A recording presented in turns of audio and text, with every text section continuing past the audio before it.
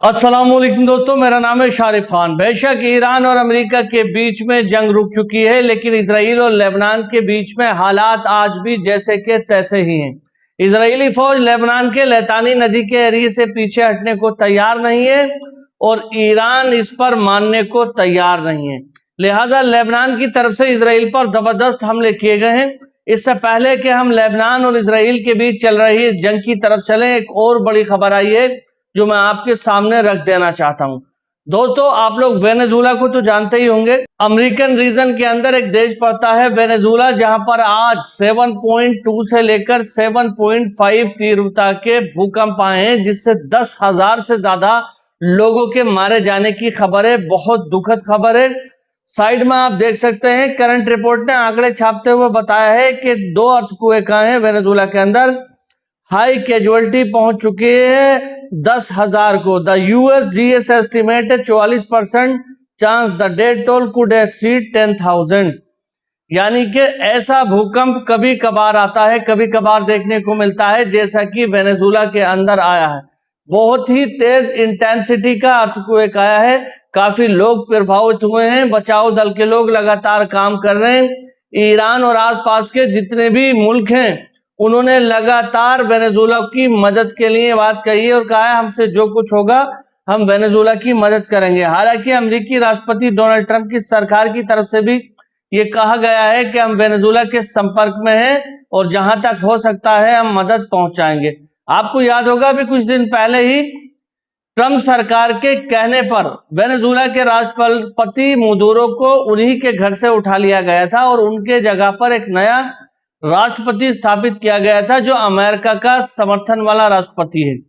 तो जब से मदुरो को वेनेजुला के अंदर से लाया गया है, ये तो चलो प्राकृतिक आपदा है, लेकिन उसके अलावा भी हालात वहां पर बदलते हुए नजर आ रहे हैं। अब दोस्तों, इसी के साथ साथ एक और बड़ी खबर आपको बता दूं कि ईरान के राष्ट्रपति मसूद पेजिशकियान पाकिस्तान पहुंचे हैं। जैसे ही पाकिस्तान के एयर स्पेस के अंदर वो दाखिल हुए, पाकिस्तान के लड़ाकू विमानों ने उनको चारों तरफ से उनका एक घेरा बना लिया, सुरक्षा कवच बना लिया और उनके सम्मान में उनके जहाज के साथ साथ उड़ते हुए अपने डेस्टिनेशन तक पहुंचे। पाकिस्तान की तरफ से ये कहा गया है कि ईरान हमारा भाई है और हम ईरान के समर्थन में हमेशा से ही काम कर रहे हैं और करते रहेंगे।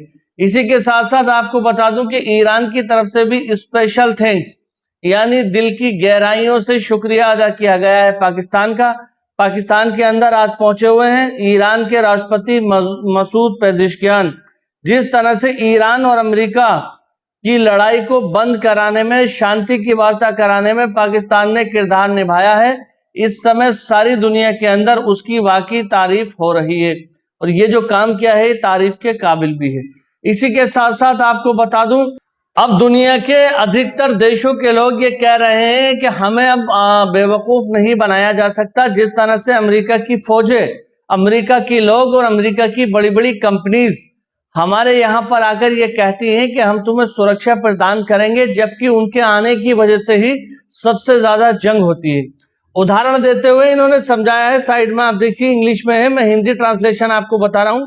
इन्होंने कहा है कोई भी बेवकूफ नहीं बनेगा जब तक अमेरिकी मिलिट्री और दखल अंदाजी जारी रहेगी और उनका कब्जा करने वाला प्रोक्सी पूरी तरह से बिना किसी सजा के पूरे इलाके में कभी ना खत्म होने वाली लड़ाइयां छेड़ता रहेगा और नरसंहार, आतंकी हिंसा और हर तरह के अत्याचार करता रहेगा। बात हो रही है इसराइल की।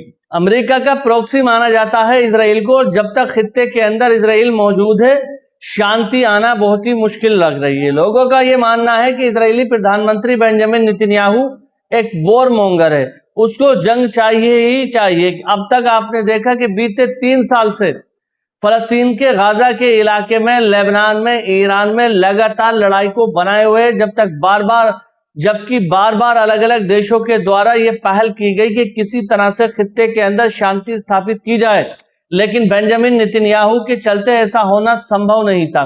जब अमेरिका की अपनी संपत्ति के ऊपर बात आ गई, अमेरिकी राष्ट्रपति डोनाल्ड ट्रंप के अपने उनकी इज्जत पर बात आ गई, तब जाकर के ये शांति का प्रस्ताव पास हुआ है, वो भी ईरान और अमेरिका के बीच में। अभी भी इजराइल लगातार कोशिश कर रहा है कि लेबनान पर वो हमले करता रहे, जिसके चलते अमेरिका इसराइल के समर्थन में कूद पड़े और जंग फिर से शुरू हो जाए। लेकिन अमेरिकी राष्ट्रपति डोनाल्ड ट्रंप ने इस बार साफ कह दिया है कि हम अब इस जंग से दूर हो चुके हैं। इसराइल जानेगा और ईरान लेबनान ये आपस में जानेंगे अगर ये लड़ेंगे तो। ये फैसला डोनाल्ड ट्रंप की तरफ से किया गया है जबकि काफी लंबे समय तक ईरान और अमेरिका के बीच में जंग चली है। आप लोग जानते हैं कि तकरीबन 1 महीना ये जंग चली है और अमेरिका इस बात को समझ चुका है कि ईरान के साथ जंग में उतरने के बाद केवल बर्बादी ही बर्बादी है, फायदा कुछ भी नहीं। इसी के साथ साथ एक और बड़ी खबर साइड में आप मेरे देख सकते हैं कि इजरायली प्रधानमंत्री बेंजामिन नेतन्याहू जब अमेरिका के खिलाफ खुद खुलकर नहीं बोल सकता तो अपने मंत्रियों को, अपने मंत्रिमंडल के सदस्यों को आगे करता है और कहता है कि तुम बयानबाजी करो। साइड में आप मेरे देख सकते हैं ये इजरायली डिफेंस मिनिस्टर है, इनका नाम है कैट्स। ये कह रहे हैं कि इजराइल लेबनान में उस एरिया से पीछे नहीं हटेगा जहां पर इजराइल की फौजें पहुंची हुई हैं, यानी लतानी नदी के एरिया में नॉर्दर्न लेबनान की तरफ।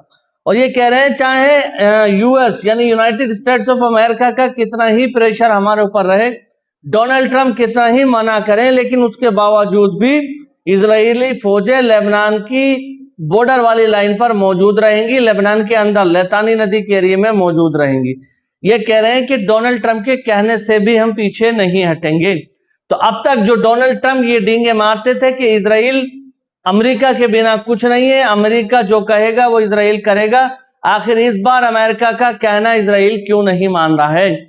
जब शांति पूरी तरह से हो चुकी है तो लेबनान के अंदर जंग को चालू करके एक बार फिर से खित्ते को आग की चपेट में क्यों झोंकने को तैयार है? ये बड़ी सोचने वाली बात है। आज की वीडियो में बस इतना ही। अगर आप हमारी वीडियो को फेसबुक पर देख रहे हैं तो हमारे पेज को फॉलो करें, अगर आप हमें यूट्यूब पर देख रहे हैं तो हमारे चैनल को सब्सक्राइब करें। बाकी इंशाअल्लाह ताला अगली वीडियो में कुछ और नई जानकारी लेकर एक बार फिर से आपके सामने हाजिर होऊंगा। तब तक अपने भाई को इजाजत दीजिए। खुदा हाफिज, जय हिंद, जय भारत।